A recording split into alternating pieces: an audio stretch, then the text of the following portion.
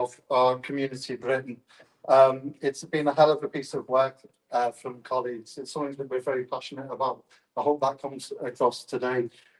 From my point of view, the Co-operative Party, being the political party of the co-operative movement, we have a very special responsibility in this space. We have a very special responsibility to talk about things which the co-operative movement has found important for generations. From my point of view, the co-operative movement is one of the, to take a phrase, an OG, community voice, community empowerment stake. Some of the most important things that yourselves in this room know ever so well comes from the co-operative movement. It comes from the OGs in this space. Now, that's a responsibility that I believe the Co-operative Party has. I believe the Co-operative Party has the responsibility to talk about it, to fight for it, to show its passion in this area. Now, from my point of view, now I should say that Caitlin's given me 25 minutes to make this introduction.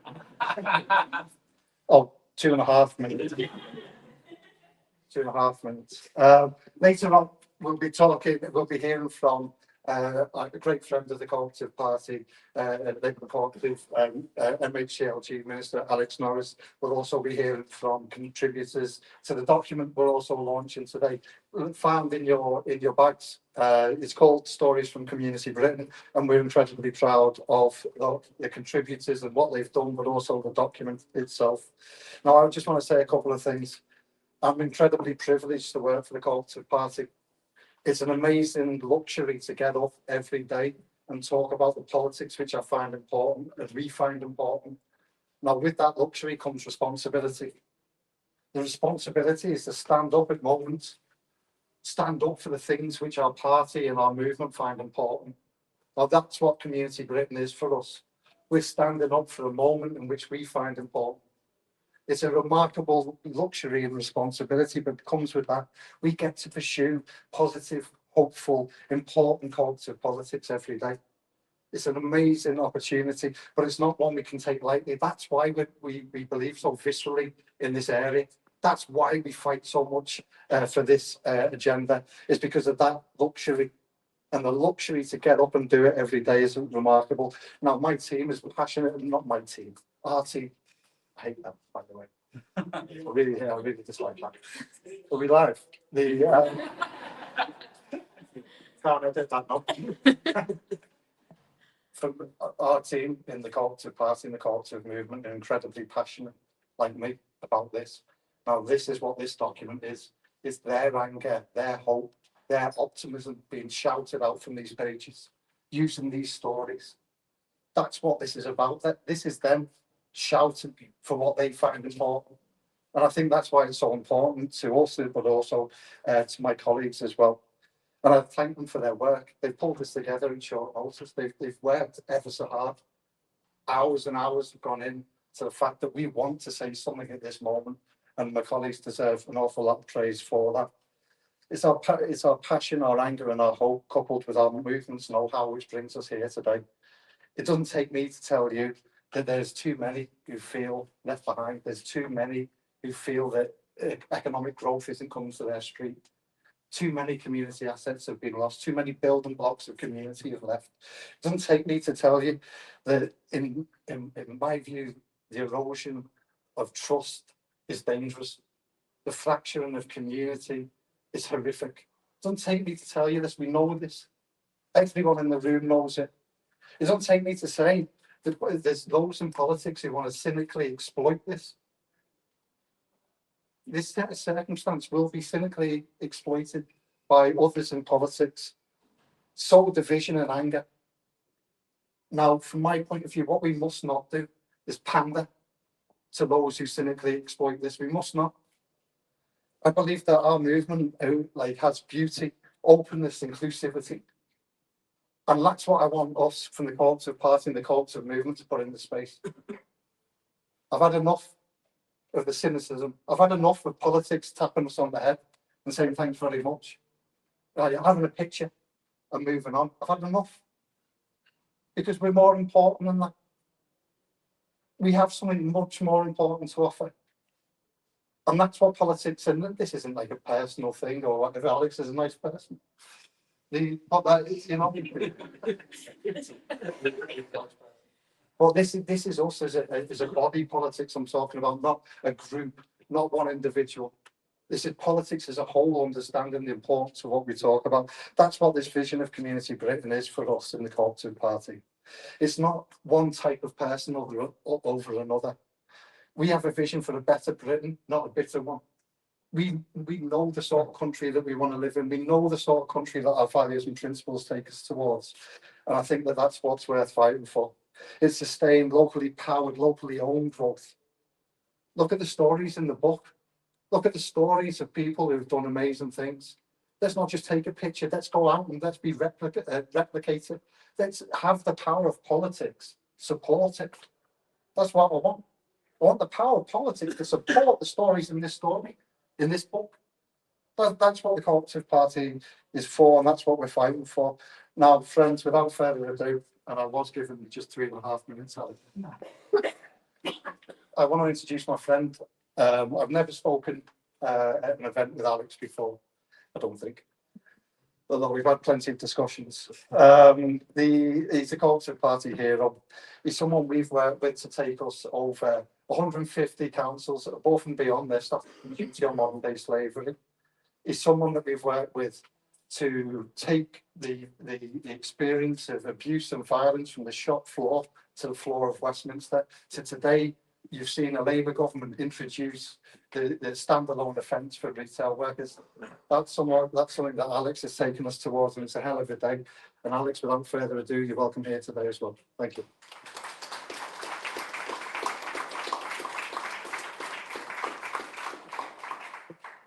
Thanks, Joe, and thank you for all you and the staff have done to bring forward this, I think, really exciting document, this really exciting platform for organisation and for this event and this great group of people here today. And I do want to start also with a thank you, because I look around the room and I think of very many people who very, very generously gave their time to us when I was a shadow minister looking in the community power space. And I dare say there were times where there would have been questions as to how valuable that investment of time and energy was, but you did generously allow me to ask stupid questions. You took me on visits, gave me a chance to see some of the things that you do day in, day out. And I hope that you now, perhaps that was a time worth investing, and that you're excited about what we can do now that the conversations have moved around what we might do, but actually to what we can do and what we will do instead. So thank you for that. Thank you for having me this evening. Community Britain is a celebration of what communities are achieving across the country. But for me, it's a bit more than that. It's about, in the spirit of in which Joe opened up, it's the defence of the politics of community. That actually it's not just something to shout about when convenient or take a photo, but something to take seriously as we seek to solve serious political and economic challenges. And I want to start by being very clear about that. The community is a Labour value. And I don't want to make this a big partisan thing, but I do think it's important that a Labour minister and a Labour government of the day says that, because it's a thread that's run through the history of our movement. It's in the clauses of our party's constitution, pledging to create a community in which power, wealth and opportunity are in the hands of the many.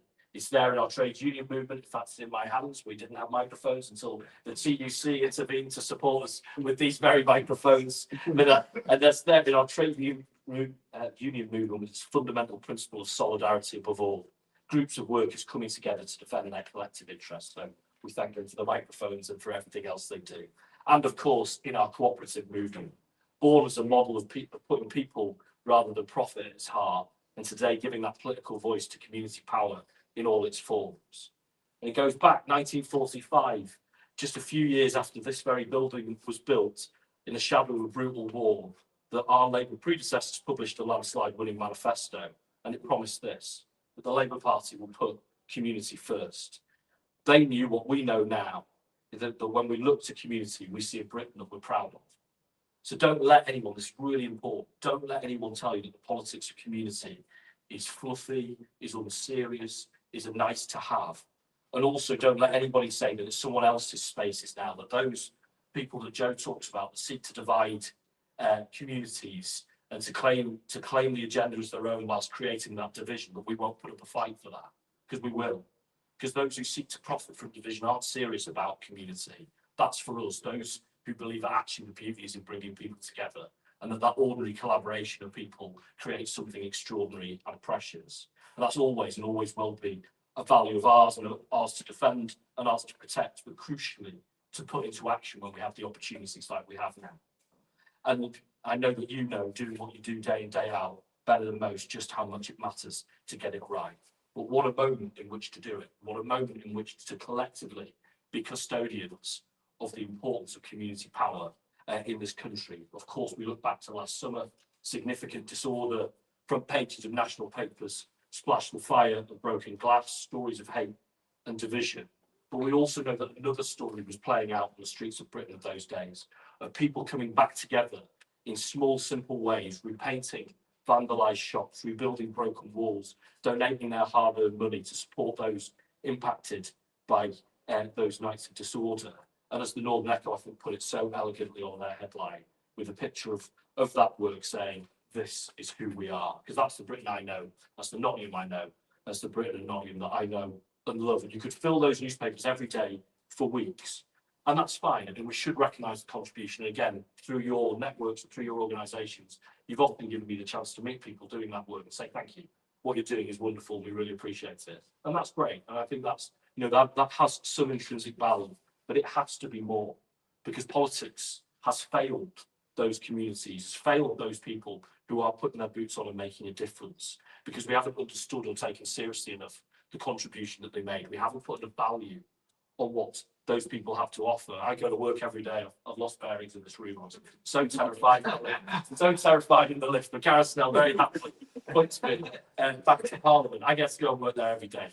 That's fantastic. And we have an incredible opportunity in that building to tackle profound problems in this country. But the reality is that, let's face it, the monopoly on great ideas is not just held in that chamber. Sorry for parliamentary colleagues, all who make their direct contributions, but actually those solutions are outside Westminster as well. They play out in our communities up and down the country. And again, this document has them teaming in there, whether it's cooperative and community businesses reviving forgotten high streets, pubs and social clubs tackling the loneliness crisis head on, community-owned clean energy projects that are proving that a net zero future can be for everybody. Churches, mosques and synagogues working together to foster peace, a sign, all of that, different in their own ways, but showing that our communities are made of problem solvers. And with that problem solving should come power. And to do that, we have to think differently about our politics and differently about community, because ours is a politics that hoards power. And that's not my diagnosis, that's the Prime Minister's diagnosis. And that concentration of power weakens us, because that leaves us with some of the worst regional inequality in the OECD. It's why just a quarter of people, a number that is falling, by the way, a quarter of people feel they can personally influence the decisions affecting their local area, what an indictment that is. I'm not surprised, perhaps, therefore, that we were able to win an election promising a decade of national renewal. And that work is now underway, and we must deliver on this to show to the people that you work with, show to your project, shows to the people who are beneficiaries of your projects, that what they do matters, is valued, but crucially, that they ought to have the power, not just people like me. And we're underway in that process. I'm very proud of the steps we've been able to take in that. The devolution white paper sets out the first steps with regards to spreading power across the country. So that shift of power from Whitehall to Town Hall, getting more, and frankly, hopefully on a long enough timeline, all communities into that settlement. But within that, for those who have perhaps had devolution for a while and proven the concept of how well it can work across the country, to deepen those powers as well, so they can take more agency and more leadership. We also, within that white paper, recommit to a community right to buy, a measure that I know that many in this room have fought to see, ending the bureaucratic status quo, which is seeing too many communities miss out on the chance to save beloved buildings and seeing those buildings sold off instead. This new right will put the decision about those assets and their future into community hands. And we hope it'll breathe new life into libraries, leisure centres, pubs and parks across the country, giving the communities more than the power to shape them, but indeed to own them. And that asset, and I think of my friend Joe Platt at the back, I think of Lee Spinner's Mill and the difference that having that asset can make. And of course, we may hear a little bit about Stretford Town Hall and a bit of as well, which I'm always very excited about. That sits alongside rebuilding capacity in local authorities. That partner with communities should be local authorities. And too often, I know from my own time in local government and many colleagues in this room time in local government, the challenges in local authorities and what that's meant with their relationship with communities, and feeling like they're constantly having to say no, that whatever good ideas come forward they can't do for whatever reason. But we're going to rebuild local authorities, and the recent settlement was a really good step there. And we're going to embed devolution into the infrastructure and constitution of our state, those proper processes that mean that our regional and local leaders properly have that seat at the table to lead the country. Devolution done differently, not just as a slogan, not just as a way to shift responsibility, but a way to genuinely do things differently. But it can't be the limit of what we plan to do, and there's much more to do, and I know that I'll be working with yourselves around what we can do to make sure that that journey of devolution is not one that stops at a regional or sub-regional body, but is one that gets to communities as well. That real shift of power, so that the groups you're thinking about, who again sit there saying, if only we could have this power or these resources, we could make this difference, or that actually we close that gap and give that opportunity. I think that's what we owe those people for what they do. And that's a different politics, not a politics that says, well, you know what, things are hard.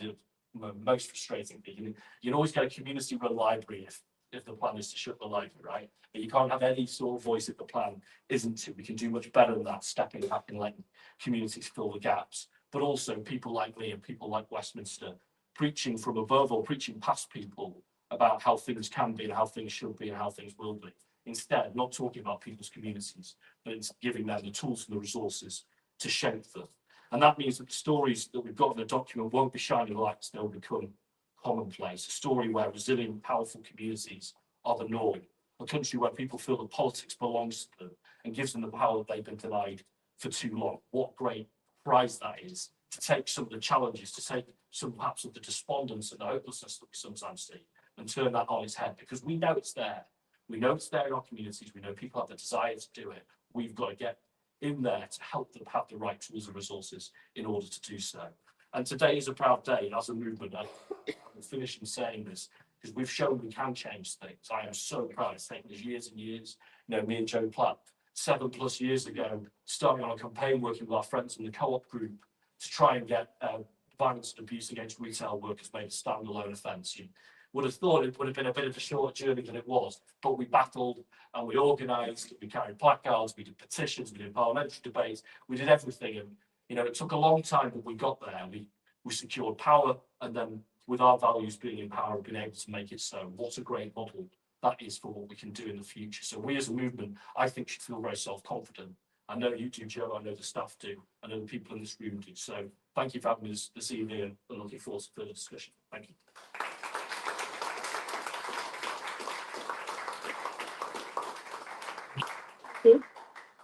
We're going to have a chat now, so there's plenty of space as well. There's a couple of seats at the front for those lingering in a troublesome way in the back. I also want to acknowledge that this is very girl band, this but we're going to make it work. My name is Caitlin Prowl, I'm head of politics at the Co-op Party. Alex, you know. I'm just going to introduce these two lovely people next to me, and then we're going to discuss a little bit about what's in Stories for Community Britain and why it's important for this moment. So next to me here I have Nishka, who was you were a founding member of Stratford Public Schools, which we'll hear a little bit about and you can read about as well, and a community leader with the We're Right Here campaign, which I know lots in the room are involved with. And on the end we have Roz, who lots of people know from the amazing Real Britain column in the Mirror, who has also written a really wonderful piece for us. So we've got contributors all around, which is lovely. To start us off, I think Alex touched on this a little bit, but one thread that really became quite obvious while we were putting this piece of work together was the idea that there are these big challenges that national politics sort of seeks to solve, I suppose, whether that's poverty, loneliness, radicalisation, climate crisis, or even these more kind of nebulous concepts like pride and trust. And national politics really tries to grapple with those, but the reality is that in communities all across the country, solutions to those problems are already happening in really effective ways. And yet when we're in spaces like this and in the building with the river, when we talk about community, as you already said, it's a soft, nice, kind of unserious conversation. And I think for us, the contrast between those two things, the kind of radical problem solving that Alex spoke about on one hand, and the sort of perception of community, political perception of community on the other, they don't line up. And so to start us off, I was wondering if you could reflect a little bit on why it is that community have sort of has had that perception, why that's a problem and why we need to change that now, and perhaps for you two could reflect a little bit on what you wrote as well. What should I go to? Yeah. We only have one, so we have to. No, we have two. We have to pass them. It's too sweet. Yeah, I mean, I've got one of, I think, probably the luckiest jobs in journalism, in that I get to write a Real Britain column, go around all kinds of different communities, spend time talking to people about politics instead of kind of being stuck in the lobby. So I'm pretty lucky. I also did a different project called the Wigan Peer Project, where I retraced Orwell's steps through the Midlands and the north of the country, and we stopped in all the same places that Orwell stopped in, and we knocked on the same doors and asked people how they were getting on, and that was again very sort of rooted in communities. And I think one of the amazing things for me was that really my job have been particularly depressing over the last 14 years, because so much of it has been writing about austerity and the damage done to communities and done to people by all sorts of different cuts. But actually, what I've found during those sort of last, I think we set up the program about 13 years ago now, one of the things that I've found is how amazing communities are and how resilient they are, and the ways in which people stick together and do things. And that's been kind of a huge privilege. And I suppose in terms of where we are now, I guess as a country, we're at a very depressing, frightening time, I would say, globally, certainly. Yes, we've got rid of the Tories, but there's a lot of other things on our backs. And this to me is a very sort of hopeful part of hopeful centre for things. I think communities do have the answers in how we fight the far right in particular. I'm also a trustee of Hope Not Hate. We worry a lot in Hope Not Hate about disinformation, about how people live in bubbles in online. To me, one of the things I tried to write up in the essay maybe was about how, if when people are suffering from kind of depression and things like that, they're often told the prescription is to get back in touch with your roots or community or get outside. And actually, as a nation, the prescription for us lies in a kind of rerouting of our politics, getting involved in our own communities, and starting to change from the bottom up. And that's just been taught to me by some absolutely incredible people that I've met over the last few years. And in the piece I wrote, I talked about Wigan and Grimsby, but I could have talked about loads and loads of places. But I think, I mean, you know better than me, Mishka. Yes, I won't go into great detail about why I'm here, but I got involved in this world through taking over a building that was going to be sold off by a local council. And myself and a couple of friends managed to convince the council not to sell it off and to gift it to us. And that was pretty much 10 years ago, so having a big celebration or something. And in that time, the building's been used from, I think there was 35,000 people came last year and used the building, and it's used from everything from weddings to parties to we do a lot of frontline support, people in crisis, food bank work, that sort of thing. And it's become a place that everyone in Stretford, where I live in Manchester, can come together for a whole variety of different reasons. And it's that sort of important thing about space and community, and if you give them space where they can do good things happen. And I feel that Stretford's a really diverse place in terms of the amount of people earn, the sort of places people have come from, the amount of time they've been there, the backgrounds they have, the religions they have. But it's become a real sort of central space in which people are able to cut through all of that, find different ways to relate and meet, and it really has brought us together as a place. It sort of creates a sense of pride in Stretford that we didn't have previously. It was always a bit looked down upon compared to other areas around us. It was always a bit of a joke about when you're coming from there, and now people are a bit proud of it. It's becoming gentrified, but we're really trying hard not to, so it's done in a more rounded way, that it's not kind of leaving people behind. And there's a big sense that it's somewhere you should be proud to be up from. And when we first asked to look over the building, the council, local authority, was adamant that we couldn't do it. We didn't know what we were doing. There was, and we did it, and we're right. But we learned, we really learned over time where to get that support from, where to get that advice from. There are organisations out there that can help you. Those sort of organisations, one of whom I work for now, are very much needed to ensure that when communities do move forward and are allowed to develop, that it is more on an equal footing, because there's often a fear that this is a sort of the demise of the middle classes, that the people that will make the most of these powers aren't necessarily going to be the people that maybe need it most. But actually what I say for that is it might be a slightly harder work for certain areas to be able to make the most of their assets, but the community wants to do it just as much, if not more, than some other places. And you give them the right, you get rid of those barriers that are stopping them, be that on a legislative level, but you also give them support. And the impact that will happen in those areas is huge, because not only do those communities know exactly what is needed in those places, but they know how to make the most of what's there already, and they learn as they do it. And it's that whole thing, as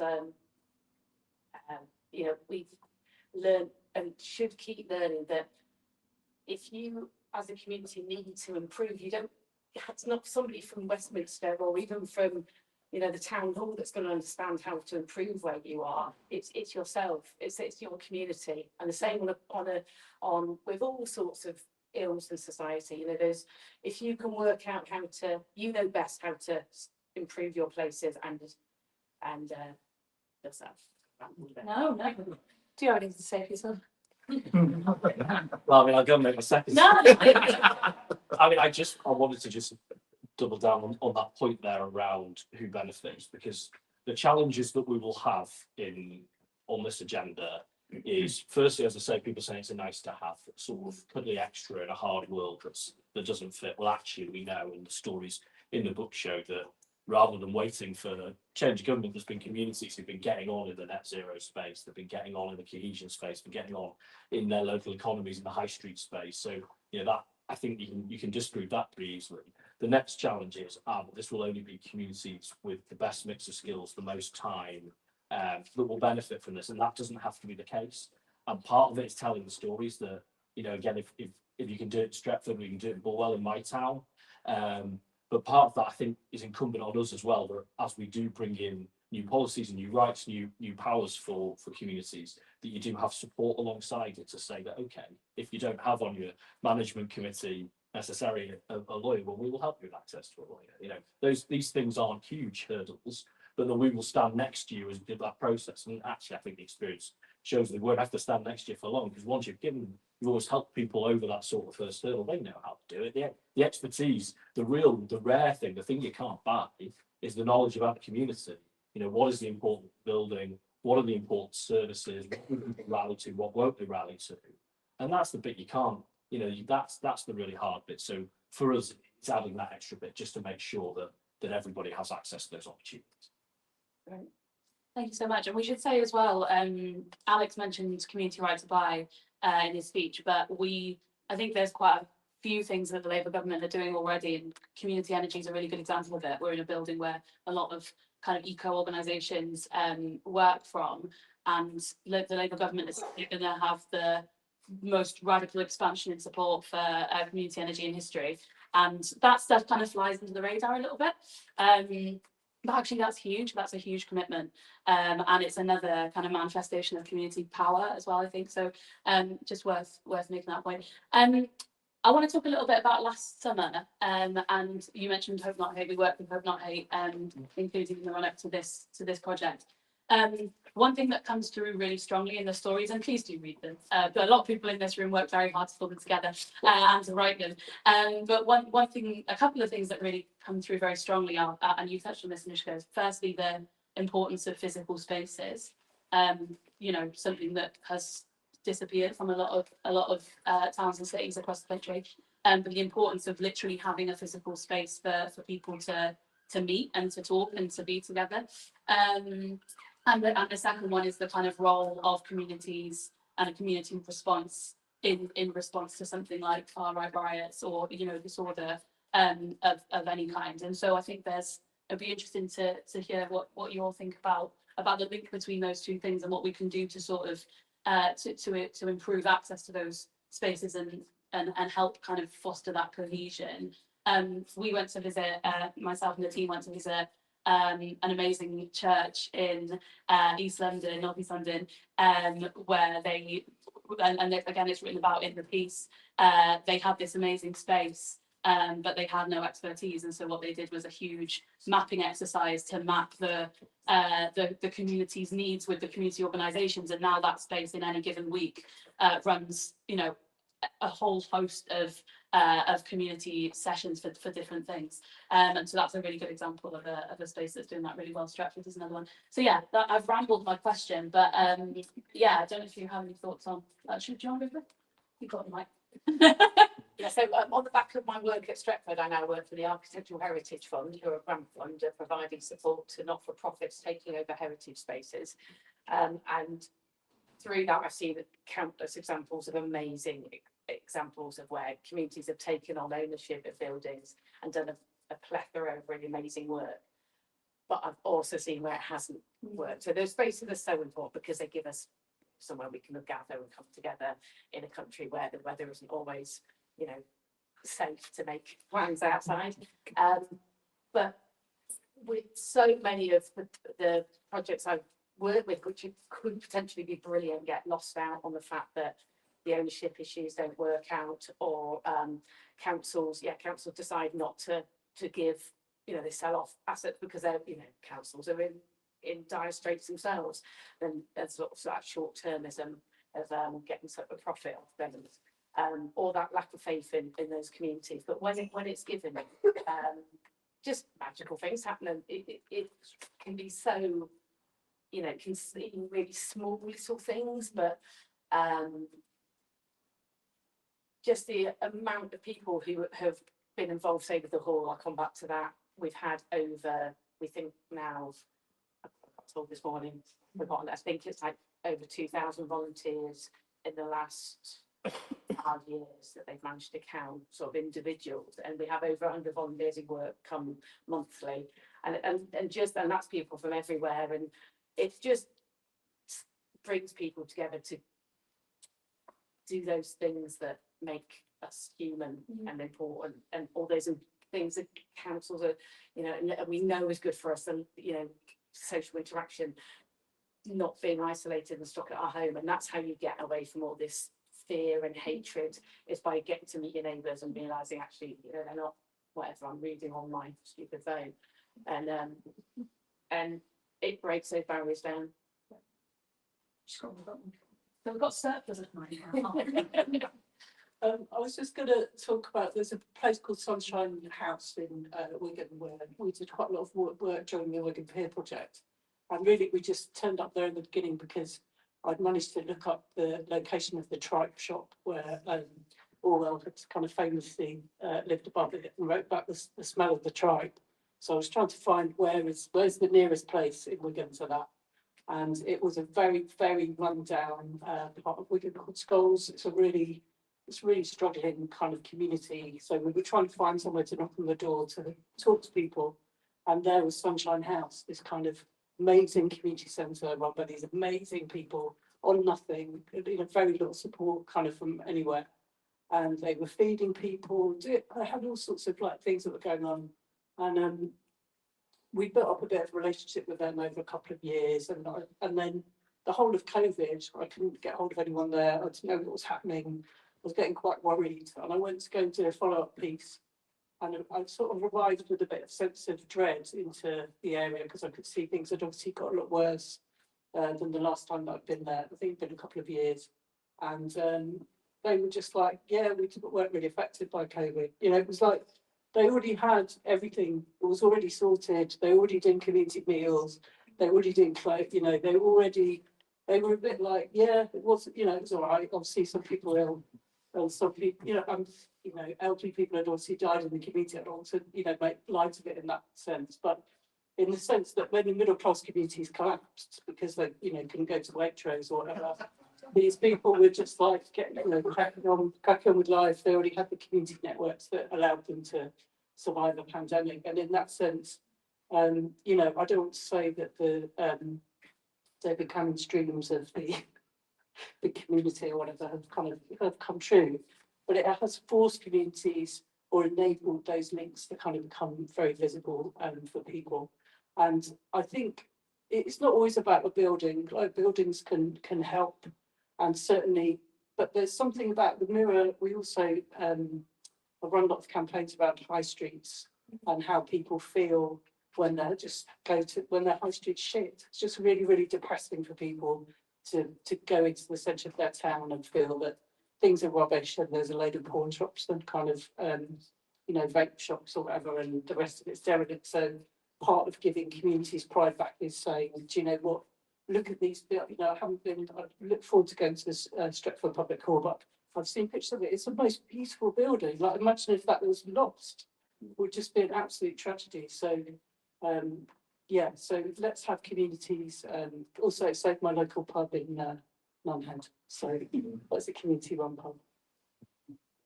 I mean, that experience of COVID was very similar for my own in my constituency. We all kind of got together, all the social action projects, you know, right when this was kicking off. I thought, right, I was convening. It's like, right.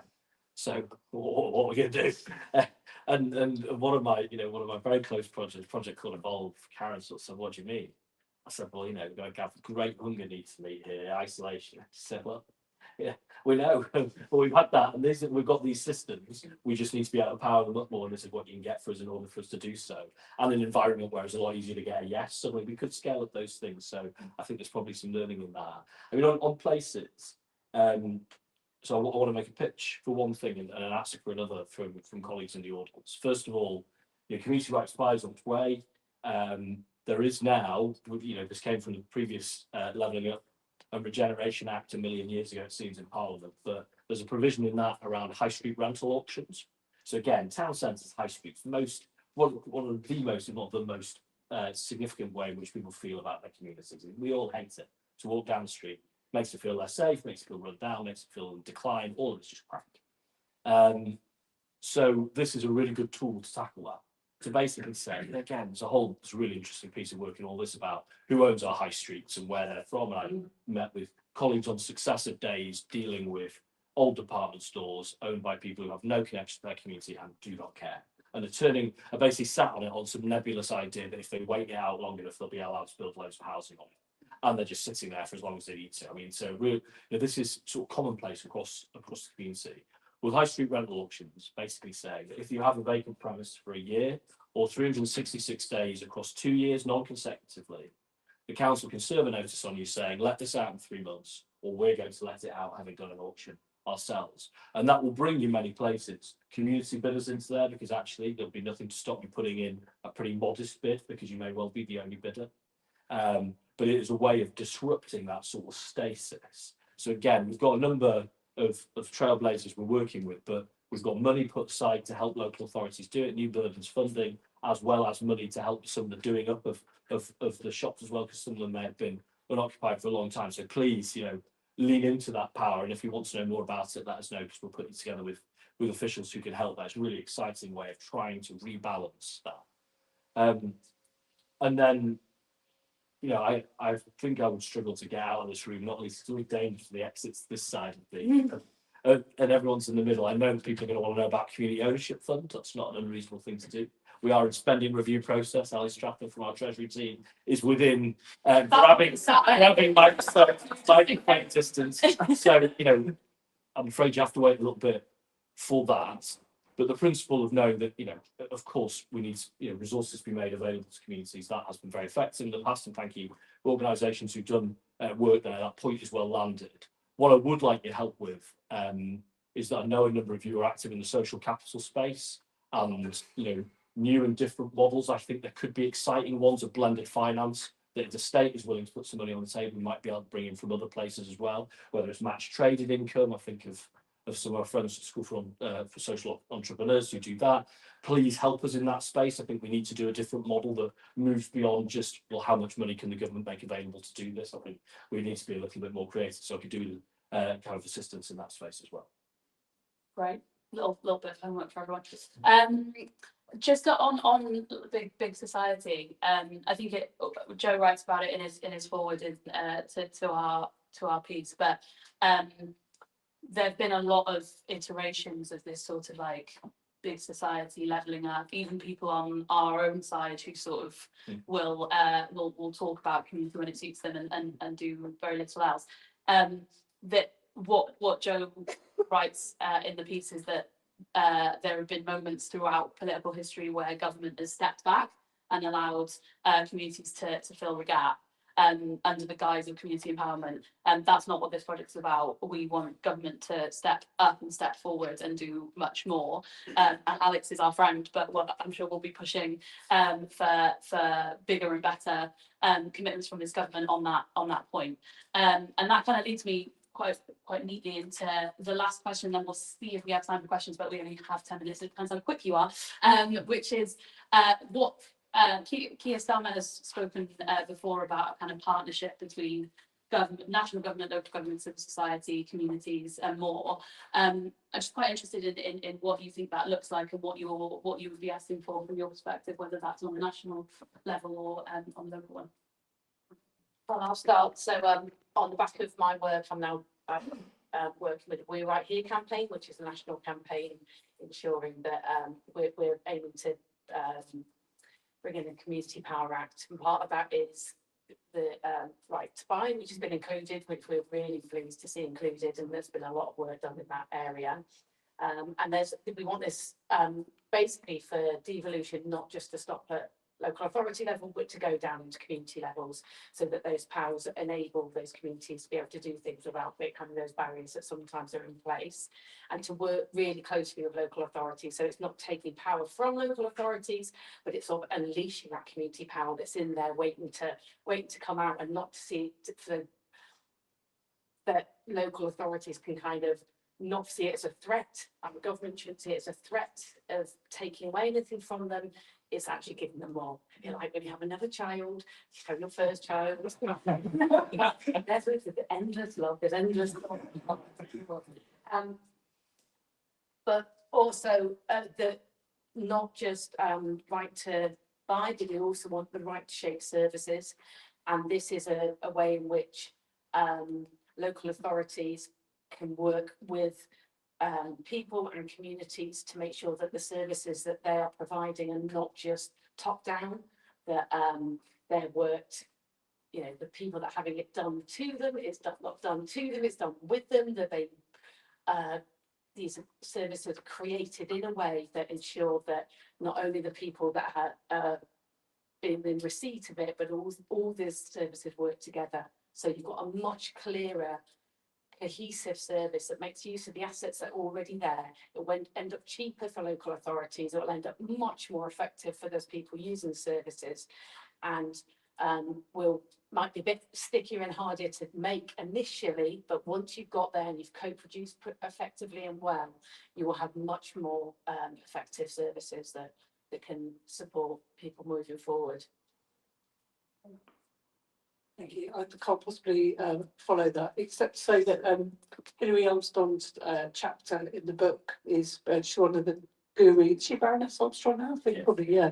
One of the great gurus of all this kind of work is really talks about how actually the New Deal for communities did do things. Sure Start, which was place-based, did do things. Or Labour's done it before, can do it again. Just need to unleash the power of communities. Yeah, I mean, it's one of the things we've done is we've been deep into the archives of Kew around some of the history, because there is incredible history in this space, like whatever you think about those different interventions. And there's something both reassuring but also a bit intimidating by the fact that Wilson was dealing with this exact problem, that he had disorder problems that he was dealing with, but he also had regional inequalities, and so ever since then there's been some sort of intervention in here. New Deal is the one that's aged the best, I think it's safe to say. You know, big society just pulling out and hoping, like that's clearly not worked. Levelling up, you know, basically a littering of things that people didn't really necessarily ask for, don't feel the value of. Well, no, that didn't work either. What we do has to be a bit different. I mean, what I would say, and I know in this room I don't need to say it, that, you know, I think you may have noticed I'm pretty into this agenda, but ministers change like they do on a long enough timeline. You know, Parliament's changed beyond recognition the last election across all parties, new parties, no parties. Like you have to keep having these arguments and keep. I know it's time, but you have to keep winning that legitimacy, which is why I think is so important that the party steps in its forms to say, look, here it is very simply, if you don't know what community power is, it's just the best things possible that are going on, that when you look at it, you think, God, I wish I had that in my community. That's like that. So that's a hell of a selling card, but you do have to sell that to people as well to keep it bubbling. And, you know, as Russell said, in a very, very volatile political environment, there's always going to be something else that grabs the headlines, grabs the microphone, and you have to keep the pot boiling. So I know the party would do that, but that's really important. I'll have a go. We'll take a round of questions, I think, if there are questions, and then, but we only have the 2 mics, so we might have to shout. Any questions? Gemma? Yeah. Take 3. How effective do you see this serving as a response to the rise of reform and growing far right trend across political? Any more? Yeah, my question is on rural areas. There's been a lot of chat about buildings and being important for communities, and you use the word rooted. You know, I feel like a connection to nature and rooting ourselves back to the land is really important. So is there any precedent to follow Scotland with community right to buy land? Is that in the pipeline? Is that on the agenda? I think, yeah, one more in front. I think the claims you might find Shout, Alex. I'm really inspired by this agenda, but really a question for Alex. In terms of storytelling, how is government going to communicate to communities what it's doing in a way that feels tangible to them? Great. We do only have 5 minutes, so if you want to reflect on 1 or all 3, do you want to start on the end? Or yeah. Sorry. Someone's got to go I first. was going to answer the question about reform. I think it's absolutely fundamental to combating reform, because I think that the more that people work together on projects, as you say, it's like people come together to solve a problem, they come across each other, but also everything that's being peddled out there in some ways is a kind of, it's like a kind of hysteria floating out in the air. And I think by doing this kind of rooted work, you're kind of getting away from that. And I think you're absolutely right about rural areas. And I'm trying to make some films at the moment around after the riots. I'm doing this series out in communities, which that is problematic because we found so many incredible stories about communities doing things that you almost can't sort of narrow it down to the 5 or 6 films that we're going to make. But one of them that's been really powerful, that I was hearing about the other day, was a charity called Refugees Rocks. And they're based in Liverpool, and they go out tree planting, climbing, doing all sorts of things. And for them, it's amazing because obviously they get out and kind of put these trees physically in the earth. That helps them with their sort of healing and the experiences they've had. But also communities really welcome them kind of turning up, and they have these conversations that they wouldn't have otherwise. And I think the rural side of it would, and you know, let's face it, Labour needs to cheer up the rural communities. Yeah, I agree. I was just going to community right to buy would most certainly include rural areas. One of the other people campaigning with community owned farm, and community energy is quite often in that space as well. Community and all, going rural again, community pubs. I think I love it when I get a pub project, because you talking about things where you're needed as a catalyst. Get those community pubs going, they can raise the money themselves to often keep going once they're given the skills. But yeah, it's an important space and hugely important. Anything to prevent the rise of reform. I feel getting people together as often as you can and solving their own solutions, getting them to talk to each other. You know, everyone's seen those sort of things where you've had people shouting on screens, and then you get them in a room and they'll quieten down and will actually start listening. And the best place to do that is on a very local level when you can. Yeah, so some great things in there. I mean, you know, I do think inherently that landing the effectiveness and the value of policies that bring people together and encourage people to share power on an equal basis and to shape their communities together, I think that's an antidote to the politics of division. I think that just, it kind of obviously is in its own terms. I have to say, I don't wake up in the morning and think, well, we need to do X, Y, and Z to beat these other political forces. I don't think that's the job of government. You know, our analysis is that we've got power too concentrated in the centre, and that as a result that you get a lot of that anger, you get that only 1 in 4 people thinking they can shape the things that affect their lives. Well, of course, there is then a market for people saying, well, the system doesn't work. So for me, it's let's do that bit right, and the rest I think will kind of fall out along the way. I mean, it's really important we don't lose sight of rural, because it's different because of that, you know, the nature of public service provision, the nature of whether it's, you know, your shops or your pubs can be a lot more isolated. So if you lose them, it's your one.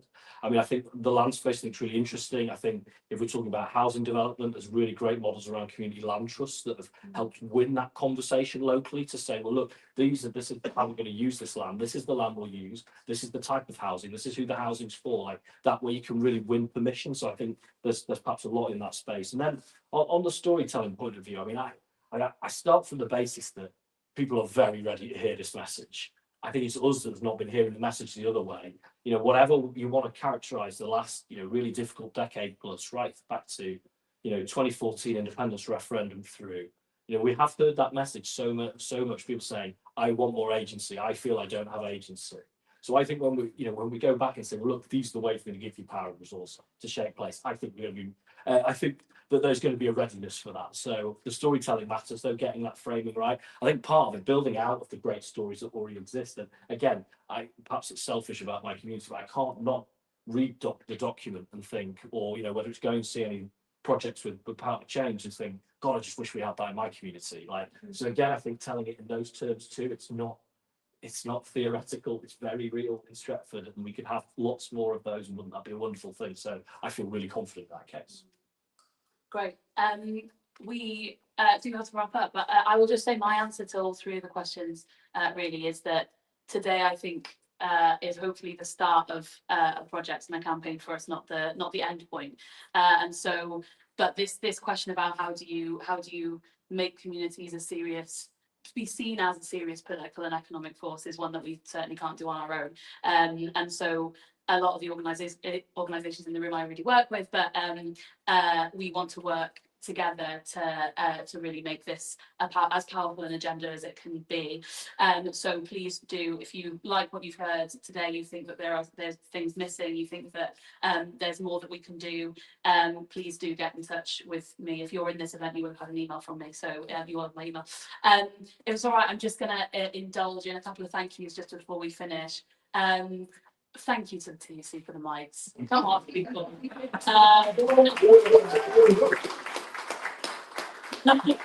Literally, what time was it? 11:30, I got you, something like that.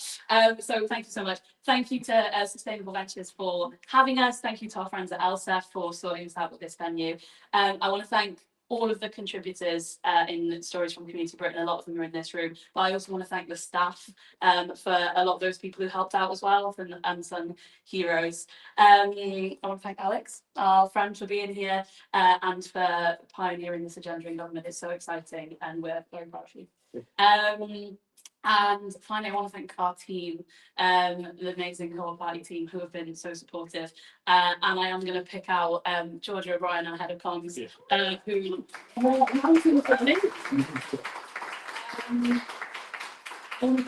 that's who designed literally everything Co-op branded that you can see. And